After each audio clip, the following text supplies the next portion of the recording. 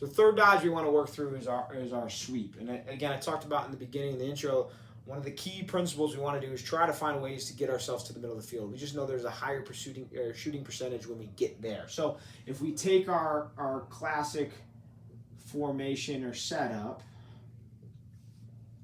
we want to work our way into a sweep. We're trying to work through the middle of the field. Now, there's a couple principles that are important. So let's say the ball gets worked around at this wing here. This guy has got to get high. We would ideally see this guy higher than everyone else on the offensive set. That gives us time to actually work into some of our specific patterns, and it gives us an opportunity to read. So as he works his way high, so I'm going to shift him up even a little bit higher. As he works high here, there's a couple things. And I think the sweep happens in segments. So as he starts his initial descent on the sweep, we want to see an initial pop. There's a couple key principles we talk within this offense.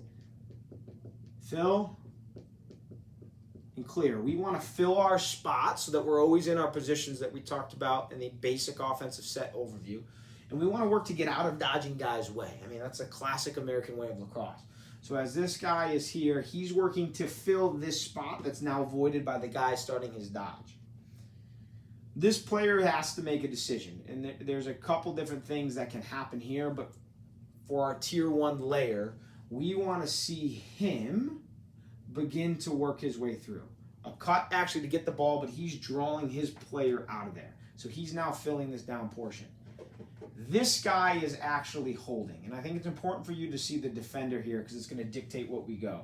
So as this guy starts to work to the middle position, there's a second layer that's important. So first segment's the initial sweep. Second segment's this part here. He can't roll back here. He's got to finish the dodge because if he rolls back here, none of this has been able to work its way out. And so we always instruct these guys of like, man, this is a kind of more of your longer dodge that takes place. We got to work our way down towards GLE or towards this wing. As he continues to make this move, he is putting this defender in a specific position. Is this guy going to slide, or is this guy going to hold on this wing? If he holds, this guy's ultimately going to get out of his way and clear space for him to finish the dodge. If this defender slides, we are instructing this player to put himself in a position to catch and shoot or catch and dodge right away. And I think that's important. So it's a little bit harder to say this is what this guy's going to do. We need to teach how to read that specific defender there because it dictates where this guy goes. Again, pay attention here as this guy now, because knowing we have to fill our spots. So if we imagine this ball carrier has worked his way down, let's imagine this defender did not slide. So the ball carrier is here. This guy has cut through.